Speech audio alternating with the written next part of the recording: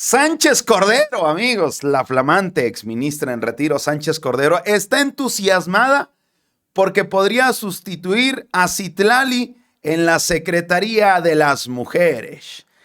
Sí, en medio de estas evaluaciones sobre el desempeño en bienestar o la SEP, la ministra en retiro busca en Palacio un lugar en el gabinete para garantizar la aspiración de su hija Paula. Pocos lo saben, pero la primera opción que han considerado algunos en Palacio Nacional que le propondrían a la doctora Claudia Sheinbaum para la Secretaría de Mujeres es la ministra Olga Sánchez Cordero, quien al sumarse al proyecto de Andrés Manuel López Obrador dejó los pasillos de la Suprema Corte para trabajar en el Senado por parte de Morena, pasando por la Secretaría de Gobernación, ahora en una curul dentro de la poderosa mayoría de la 4T en la Cámara de Diputados, con el triunfo asegurado en las urnas ante mujeres de la talla de la escritora Elena Poniatowska, la antropóloga Marta Lamas y la política Ifigenia Martínez. Cuando se organizó el famoso evento con Claudia Llegamos Todas en aquel 2024, Sánchez Cordero, quien entrega el bastón de las mujeres a la ya presidenta electa, ahí se lanza la invitación. Sin embargo, la ministra rechazó la propuesta de la doctora, alegando que a sus entonces 76 años necesitaba una pausa.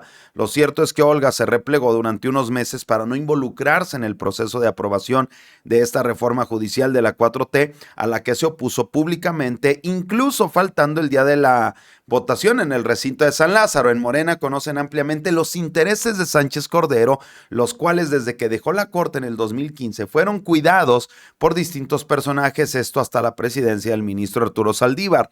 Se rumora, amigos, no son más que rumores, que Olga pagó millones de pesos a algunos periodistas para publicar investigaciones en contra del grupo que integraba en ese entonces Julio Scherer, consejero jurídico de AMLO, y Saldívar de la REA, luego de que su influencia disminuyó y al cabo fue desplazada del Poder Judicial.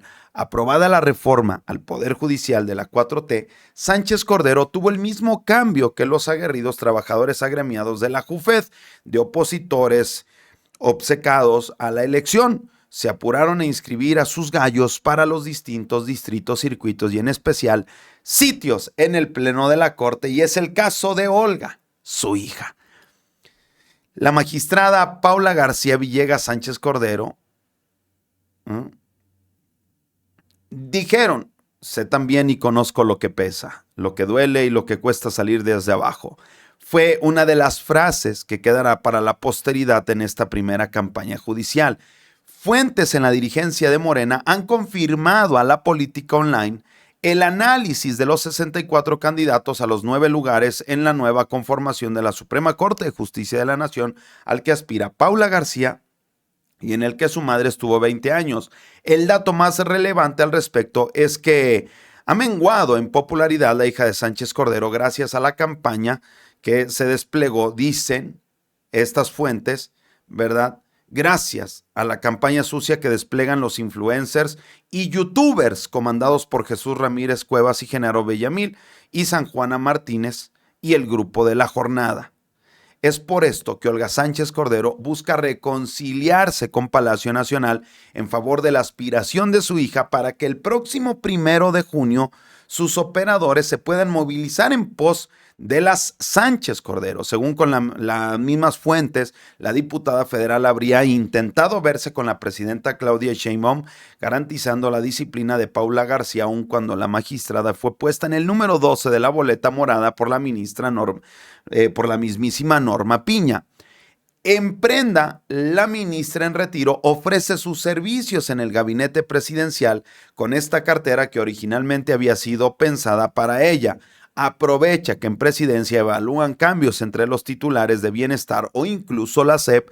Aunque Citlali Hernández no es una dificultad para Sánchez Cordero, el destino de la actual secretaria de Mujeres nunca ha estado en sus manos, sino en el de sus jefas o jefes políticos. Fue el caso de la presidencia de Morena, a la que se entusiasmó hasta que Claudia le dijo que ese lugar era para Luisa María Alcalde. Si Sánchez Cordero logra un acuerdo, Hernández Mora podría desembarcar en el gobierno de la Ciudad de México o, en su efecto, regresar a su escaño en el Senado de la República. Esto se está poniendo bueno, es una tesitura que tiene un color muy, muy interesante.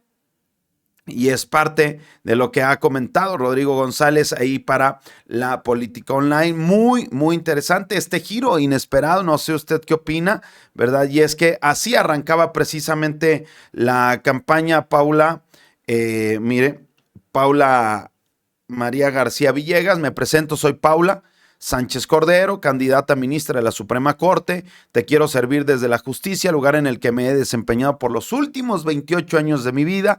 He luchado por un México mejor, más justo e igualitario, en el que no haya privilegios, en el que se respeten los derechos humanos. Sé trabajar bien porque he participado en 25,000 sentencias en 14 años. Dame un voto de confianza, sé defender tus derechos.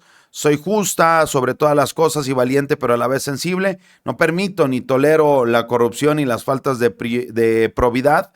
Mi alma está limpia. Conmigo tu sistema de impartición está en buenas manos. Vota número 2 en la boleta morada para ministra de la Suprema Corte de Justicia de la Nación. Y bueno, pues este era su spot publicitario con el que se venía presentando ahí desde esta plancha del Zócalo capitalino, y pues le pide ahí a los mexicanos la oportunidad, ¿verdad?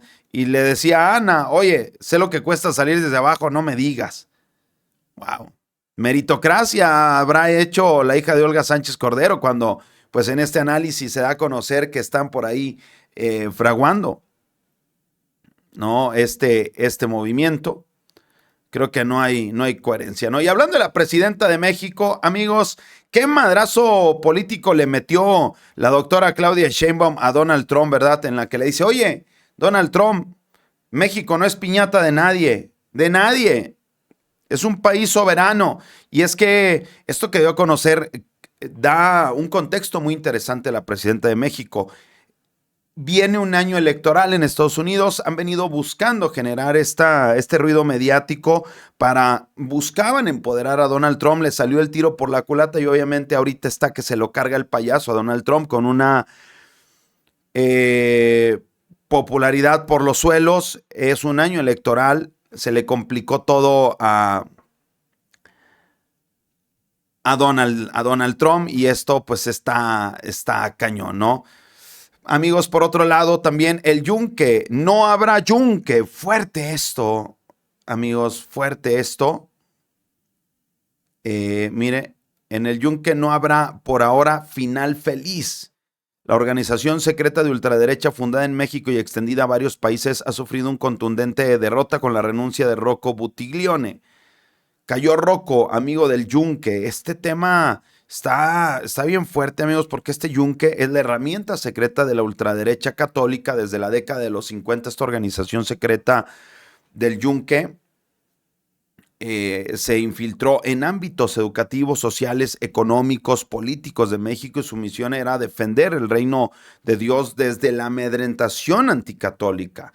Esto tendría sus propias universidades, asociaciones civiles, incluso algunos de sus miembros han ocupado cargos públicos de la cúpula empresarial. No, era parte de lo que decía Lenin Patiño, y quien también estuvo haciendo esta investigación bien profunda del yunque junto con el Ejército Azul, pues fue Sósimo Camacho, con quien tuvimos la oportunidad de platicar hace un par de semanas, y parte de lo que nos platicaba en ese sentido es esto. ¿Qué tiene que ver todo esto en el tema, amigos? Pues que toda esta derecha a nivel general, esta ultraderecha, estos grupos conservadores han perdido un terreno bastante interesante y los tiene, pues ahora sí que mal, muy mal. Por eso es que Donald Trump presiona al Vaticano para poner un papa estadounidense. Donald Trump quería doblar a los países con esto de los aranceles, y es como están moviendo estas piezas del ajedrez. Pero dentro de todos estos papeles, cuando accedemos a los de la Marina, nos encontramos que también había información sobre grupos de derecha y de ultraderecha, clandestinos. Nos referimos, por ejemplo, al Yunque, pero también a este Ejército Azul. Este Ejército Azul es un ejército que tienen en esta derecha. Del Yunque ya sabíamos algo, pero del Ejército Azul no. Ese fue, digamos, lo que nos dio también pues todo el empuje para seguir dándole, seguir investigando y obtener precisamente estos documentos que dieron origen a esta entrega, porque es un reportaje por varias entregas pero esta que particularmente se refiere al Ejército Azul. Este Ejército Azul, vimos cómo dentro de todos estos archivos de inteligencia que encontraste, bueno, pues se habla que es un ejército, una organización, hay que decirlo con todas sus letras, terrorista, que incluso hablas que había vínculos con algunos narcotraficantes y que la preparación que tenían era por medio de agencias de seguridad desde Estados Unidos, con entrenamientos en la misma Unión Americana, en Berlín, Alemania, incluso en Israel. Sí, sí, porque también habría que señalar algo. No es de que de manera solita el PAN lo hiciera de manera unilateral en ese entonces.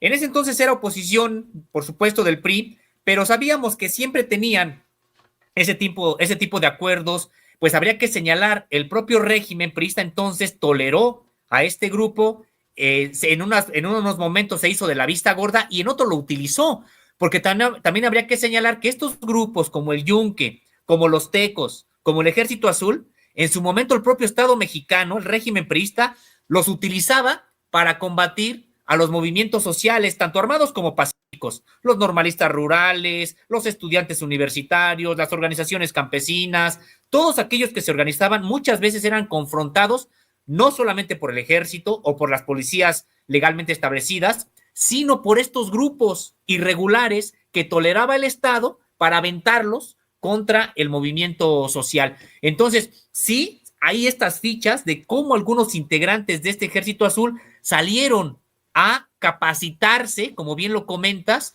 en estos países, es decir, tanto en Estados Unidos como Alemania o Israel, y ahí ya adquirieron este entrenamiento que después vinieron a utilizar acá en este llamado Ejército Azul, del cual hay noticia hasta 1996, es decir, desde la década desde 1970 que empezó a funcionar. El último reporte de inteligencia naval sobre la existencia de este Ejército Azul es 1996. Viene un ejército que tenían a su disposición oculto estos panistas o este grupo de derecha. Qué interesante, ¿eh? Están muy desgastados en esta derecha, son capaces de todo, y pues ahí está, fluyendo la información día con día.